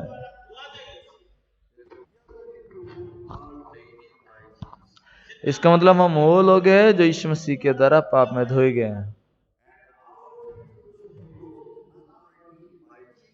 और फिर हमारा पाँव भी हमारे द्वारा धोया नहीं जाता है, वो यीशु के द्वारा धोया जाता है। जो यीशु मुझे पाप को धो देते हैं वही मुझे, जो यीशु मुझे नहलाए वो यीशु मुझे पाप को धो देते हैं। हालेलुया। ये है नए सिरे से जन्म होने के बाद का जीवन।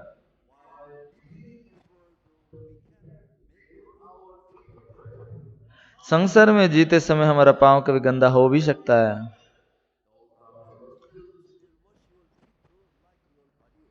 कोई समस्या नहीं है, आपका शरीर की तरह यीशु मसीह आपका पाँव को भी धो देगा।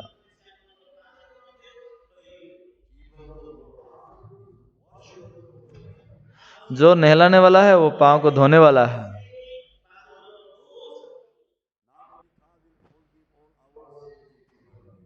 परमेश्वर सिर्फ हमारा पापों को अनंत काल के लिए धोएगा ऐसा नहीं है।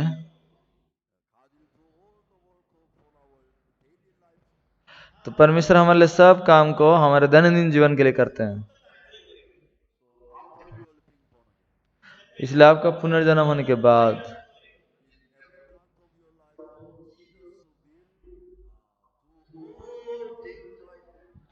तो आपका जीवन का हर एक पहलू के लिए यीशु मसीह सब कुछ करेगा।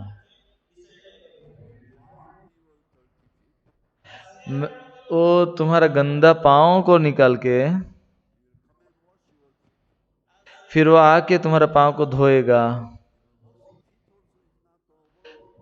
क्योंकि पाँव का धोने का काम भी हमारा काम नहीं है।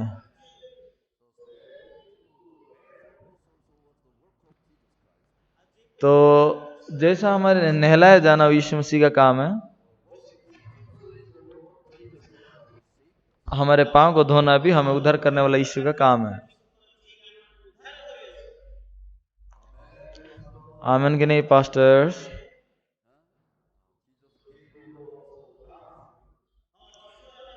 यीशु मसीह हमें नहलाया है और हमें पाँव को धोने भी दिया है। Hallelujah, hallelujah.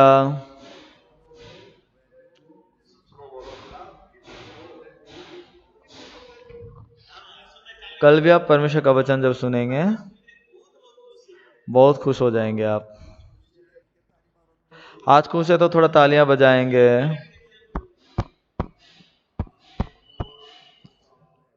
धन्यवाद। कोई साउंड नहीं आ रहा है।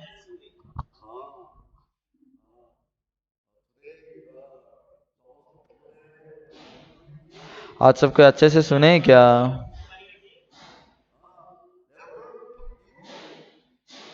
रेवरेंड विभू जी,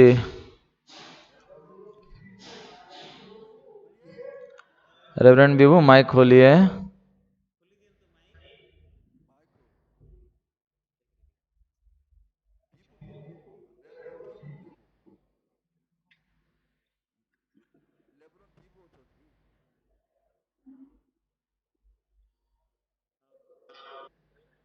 레브론 비부 하토 जो 레브론 비부 जो आपनो माइक मारी ସେଠି ଅପସନ୍ ଆସିଥାଏ ରେଭରେଣ୍ଡ ବିଭୁ ଶୁଣନ୍ତୁ ତାପରେ କହିପାରିବେ ହାତ ଉଠେଇଛନ୍ତି माइक ଆଜ୍ଞା ଆପଣ ସେଠି ମେସେଜ ଆସିଥିବ ପରମାନେଣ୍ଟ ବୋଲି ଦେଖନ୍ତୁ ସେଟା ରିସିଭ୍ କରନ୍ତୁ ଅନ୍ କରନ୍ତୁ ହଁ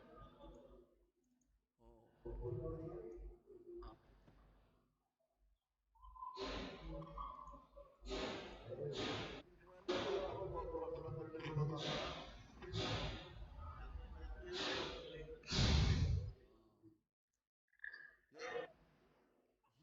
जेकोब कुमारो छुट्टी जेकोब कुमार अच्छा अच्छी राइट आली साक्ष्य ଦେଇଥିଲା ନା ଆପଣ କାଲି ସାକ୍ଷ୍ୟ ଦେଇଥିଲା ନା ଆପଣ ଗତକାଲି ସାକ୍ଷ୍ୟ ଦେଇଥିଲେ ହଁ ଆପଣ ଟିକେ ଯୋଉ ପୁରା କ୍ଲିୟର ଶୁଣନ୍ତୁ ହେଲା ହେଲା ମିଉଜିକ୍ ପାଇଁ ପ୍ରାର୍ଥନା କରନ୍ତୁ तो इच्छा होती है ସେମିତି ଶୁଣିଲା ଭଳି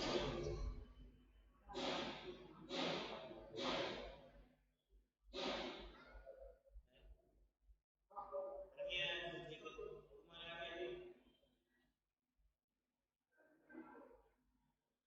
ଭିଡ଼ିଓଟା ଛାଡ଼ିଯାଆନ୍ତୁ ଆପଣଙ୍କର ଅନ୍ୟମାନେ ଦୟାକରି ମ୍ୟୁଟ୍ କରନ୍ତୁ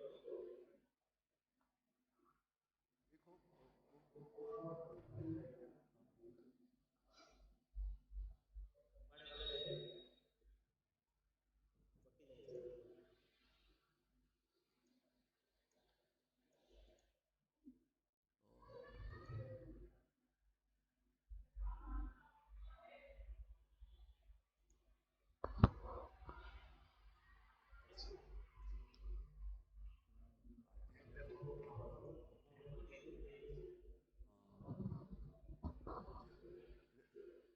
କୁଆଡ଼େ ଗଲେ କଟି ଯାଇଛନ୍ତି 레브론 비부 또 풀릴라 네 어?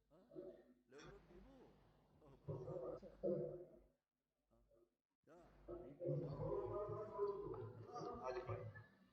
ହେଲା आसन तो प्रार्थना प्रार्थना करेंगे। स्वर्गीय पिता तुम्हारे महान पवित्र नाम का धन्यवाद करो स्वर्गीय पिता आपका पवित्र महानाम से धन्यवाद करते हैं। आपका मनोनीत दास को आपने व्यवहार किया